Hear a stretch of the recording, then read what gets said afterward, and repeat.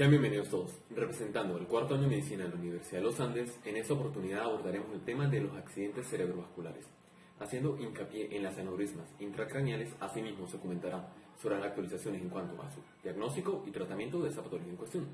Para entrar en contexto, primero hablaremos de lo que es una ACV, el cual no es más que una interrupción de la irrigación cerebral. Las causas pueden ser muy variadas, pero en esta ocasión nos centraremos en los aneurismas. Ahora bien, un aneurisma representa una dilatación anormal de la pared arterial de los vasos cerebrales. Estas suelen desarrollarse en un segmento del vaso con mayor frecuencia cerca de un punto de bifurcación, con anomalías estructurales subyacentes. Puede ser por una túnica media delgada o falta de esta. Muchas veces no hay lámina elástica interna en la pared del vaso y la túnica adventicia está presente, pero a veces con material fibrinoso asociado. Son un grupo heterogéneo de lesiones, siendo las más comunes las aneurismas saculares. Alrededor del 90% de todos los aneurismas son más frecuentes a nivel cerebral y ocurren en la bifurcación de los vasos, presentando un tamaño variable entre pocos milímetros a varios centímetros. Los de tipo fusiformes representan dilataciones de las paredes a lo largo de un amplio recorrido de la arteria. Los de tipo disecante y microaneurismas generalmente observados en vasos perforantes pequeños debido a una hiperfunción crónica. Aproximadamente el 85% de los aneurismas se localizan en la circulación anterior del polígono Ebulis. Los aneurismas representan un problema importante para la salud, principalmente debido a la morbilidad y mortalidad significativa asociada a la ruptura y a una hemorragia subaracnoidea. Epidemiología. Las aneurismas son más frecuentes entre las edades de 35 a 60 años. Antes de los 40 años, la proporción entre mujeres y hombres es de 3 a 2. Posterior, las mujeres y los hombres se ven afectados por igual. Hasta un 1% de la población puede tener un aneurisma cerebral. Aproximadamente 6 millones de personas en los Estados Unidos se ven afectadas, una de cada 50 personas. La incidencia varía entre 2 a 22.5 de los casos por cada 100.000 habitantes en el mundo, con los números más altos observados en poblaciones como Finlandia y Japón. La incidencia aumenta gradualmente tras cada década y alcanzando un punto máximo en la sexta década. Entre 1 de 2 de cada 5 aneurismas pueden llegar a romperse. El pico de edad de representación de una ruptura de aneurisma se encuentra entre los 50 y 60 años. Aproximadamente 500.000 personas mueren en el mundo anualmente debido a la ruptura de aneurismas. Aproximadamente del 10 al 30% de los pacientes pueden tener múltiples aneurismas y aproximadamente del 3 al 5 de los nuevos accidentes cerebrovasculares se asocian a hemorragias subaracnoideas relacionadas con la ruptura del aneurisma. Factores de riesgo. La contribución genética en el desarrollo del aneurisma está fuertemente respaldada por estudios científicos, a través de múltiples vías fisiológicas que relacionan principalmente el mantenimiento del endotelio vascular. Sin embargo, la relación entre la pared genética, el tamaño del aneurisma, los riesgos de ruptura y la ubicación del mismo todavía son objeto de estudio.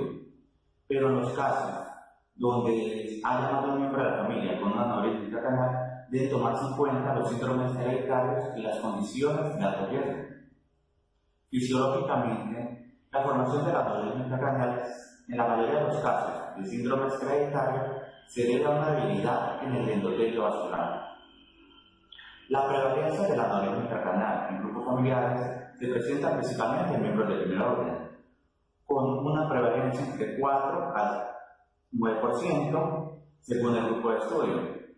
También estudios han demostrado que los aneurismas familiares se rompen a más pequeño tamaño y a edades tempranas de la vida, en comparación a los aneurismas donde no hay antecedentes familiares. El tabaquismo y la hipertensión arterial son factores de riesgo en el desarrollo de las aneurismas, con una probabilidad del 3 y del 9% respectivamente, y la combinación de ambos aumenta la probabilidad un 8%.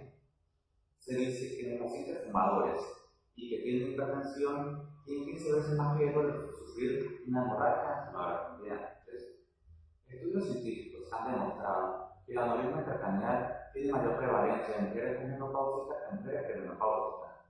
Pero los estudios sugieren que esto se debe a la deficiencia de estrógeno, que podría desempeñar un papel importante en el desarrollo de los aneurismas intracraneales.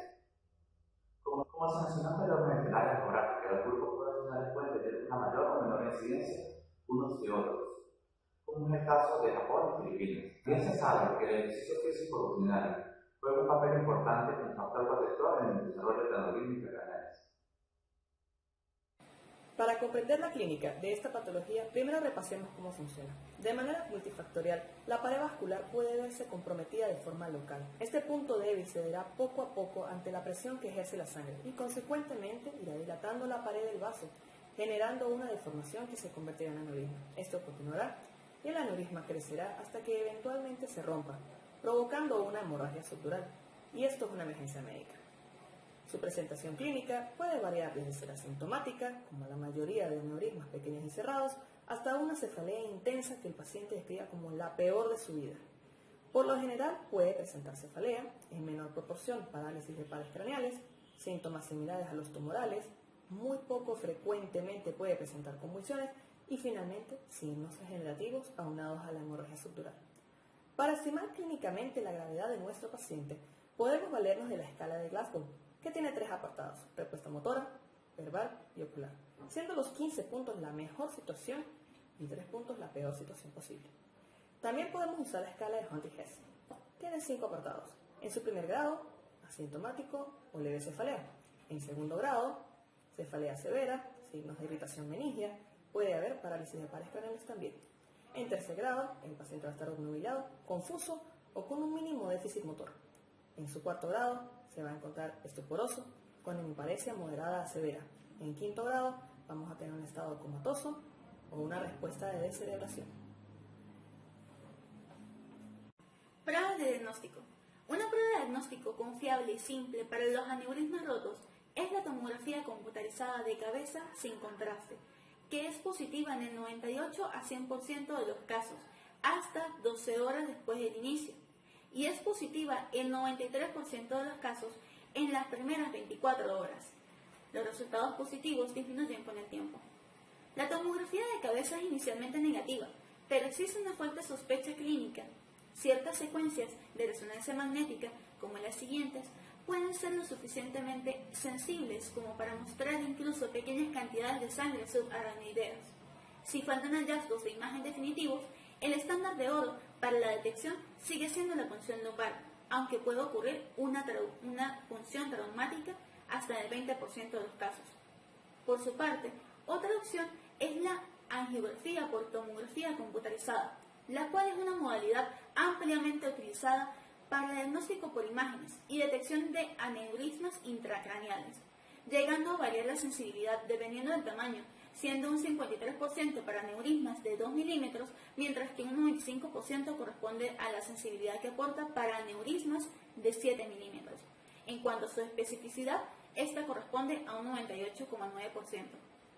Por otra parte, la angiografía por resonancia magnética es otra modalidad útil. Sin embargo, la sensibilidad para los aneurismas más pequeños, menores a 3 milímetros, es bastante menor.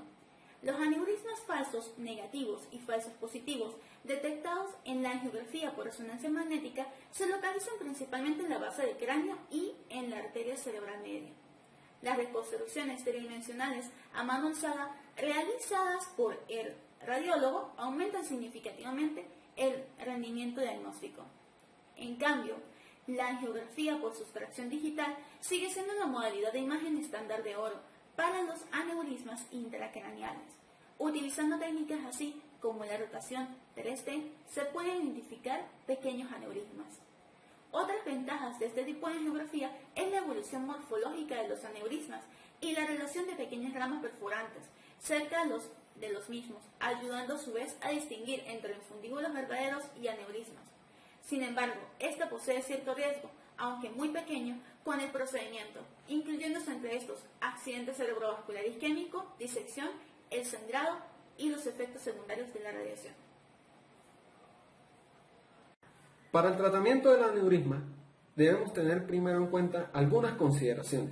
Entre esas tenemos el uso de la aspirina. Como tal hay estudios, pero son contradictorios y muy escasos. Un estudio inicial encontró que hay un mayor riesgo de hemorragia subaracnoidea en mujeres que usaban aspirina. Por su parte, otro estudio demostró que los pacientes que usaban la aspirina 3 veces a la semana o al día tenían probabilidades significativamente menores de presentar hemorragia en comparación con las personas que no consumían aspirina. Posteriormente, otro estudio preliminar mostró que la aspirina logró reducir la inflamación de la pared del aneurisma, medida a través de marcadores de imagen sustitutos, que pueden contribuir a este fenómeno protector. Por su parte, otros estudios, donde los pacientes tomaban anticoagulantes, estaban más comatosos al ingreso. Sin embargo, la frecuencia de resangrado, isquemia secundaria e hidrocefalia no fue mayor en estos pacientes. En los últimos años, se ha propuesto que los aneurismas menores de 5 milímetros tienen menos probabilidad de ruptura, pero los estudios más recientes demuestran que estos frecuentemente presentan una hemorragia subaracnoidea, inclusive llegando a ser la causa de la hemorragia en un 50%. El grado de la hemorragia subaracnoidea no se relaciona directamente al tamaño del aneurisma, por lo que los riesgos asociados a una hemorragia subaracnoidea son como tal hipertensión intracraneal por hematoma de hidrocefalia, vasoespasmo y edema cerebral en aneurismas pequeños son igual de devastadores que en un aneurisma grande. Tanto el tratamiento microquirúrgico como el endovascular se consideran para esta patología. Sin embargo, el tratamiento microquirúrgico muestra una superioridad frente al porcentaje de exclusión completa del aneurisma, llegando hasta un 90 o 96% en comparación con un 48 o 55% del tratamiento endovascular. Otra ventaja es el menor costo económico asociado al tratamiento microquirúrgico. La toma de decisión inicial para los aneurismas que se presentan con ruptura y hemorragia subaracnoidea está bien establecida. Para evitar una temida ruptura es necesario asegurar el aneurisma. La ruptura como tal es una complicación importante, a menudo letal, con un 4 al 14% que va a ocurrir en las primeras 24 horas. Aproximadamente la mitad de esto ocurre dentro de las 6 horas posteriores al inicio de los síntomas. El riesgo permanece alrededor del 1,5% por día hasta por 2 semanas y alrededor del 50% por 6 meses sin tratamiento, lo que conlleva un riesgo de mortalidad del 50 al 85%. El tratamiento quirúrgico ha sido muy controvertido porque no se ha definido cuándo es el momento exacto de empezarlo. Se recomienda realizar el clipado quirúrgico para reducir en forma drástica la posibilidad de resangrado. Cuando la cirugía es precoz dentro de los 3 primeros días, tiene la ventaja de prevenir el resangrado y posibilitar el tratamiento adecuado del vasoespasmo. La exclusión completa del saco neurismático es el único tratamiento recomendado. La cirugía precoz dentro de los 3 primeros días se aplica para aneurismas grado 1, 2 y 3 en pacientes menores de 70 años. La cirugía tardía de 10 a 12 días en aneurismas gigantes de circulación anterior o posterior, o todos aquellos casos en los que no se cuente con todos los recursos humanos y tecnológicos adecuados. Con respecto a la selección de pacientes para cirugía o embolización, ha sido otro tema controversial. Sin embargo, no existen trabajos prospectivos y controlados, basados en resultados quirúrgicos y de grupos endovasculares. Se ha decidido recomendar el siguiente esquema. Si es un aneurisma de grado 1, se aplica craniotomía y clipado en el 93%, se obtienen buenos resultados. Si es un grado 2, se aplica el mismo tratamiento con un 81% de buenos resultados. En el caso de los grado 3, si son pacientes menores de 70 años y antes de los 3 días de que se produzca la hemorragia subaracnoidea, se recomienda la cirugía. Pero en pacientes mayores de 70 años es directamente la embolización. Los pacientes que han sido evaluados por primera vez entre los 4 a 7 días después de un sangrado, se realiza una embolización o cirugía tardía. En el caso de aneurisma de grado 4 se realiza la ventriculostomía, se mide la presión intracraneal y se realiza la embolización. Y en el caso de los pacientes de grado 5 se aplica lo mismo. Como tal, en marzo del 2008 se realizaron búsquedas de ensayos controlados aleatorios, donde participaron 2.458 participantes y se compararon la colocación de espirales endovasculares con los clips neuroquirúrgicos para las hemorragias subaracnoideas. Los datos que mostraron fue que el número de pacientes que sobrevivieron y fueron independientes de la vida cotidiana fue mayor después de la colocación de los espirales endovasculares que en lugar de la colocación de los clips neurológicos, cuando ambas opciones de tratamiento fueron posibles. El riesgo de una nueva hemorragia fue mayor en los pacientes tratados con espirales endovasculares y la evidencia provino principalmente de un gran ensayo. Aunque los espirales endovasculares y la microcirugía ha sido el tratamiento de elección por mucho tiempo, hay nuevas técnicas como el uso del stent para el manejo endovascular de los aneurismas, lo que ha añadido una gran ventaja en la durabilidad y seguridad del tratamiento, sobre todo en aquellos casos que son complicados técnicamente para los anteriores tratamientos, o en el caso de que se presentan recurrencias o retratamientos, añadiendo la posibilidad de usar técnicas de remodelación o incluso el uso único de un stent. Existen casos postoperatorios que generan efectos colaterales. La trombosis dentro del stent ha sido reportada alrededor del 10%, aunque es un evento cada vez menos frecuente debido a la adecuada antiagregación. También suceden estenosis intraestén en hasta el 50% de los casos, según un estudio, pero se ha determinado que con un buen manejo antiplaquetario se puede debilitar este fallo en el tratamiento. En el manejo de la enfermedad arteriosclerótica intracraneal se reporta una incidencia de restenosis de un 40%, y al parecer los estén liberadores de fármaco pueden ser una solución en la mayoría de los casos donde se presentan estas estenosis.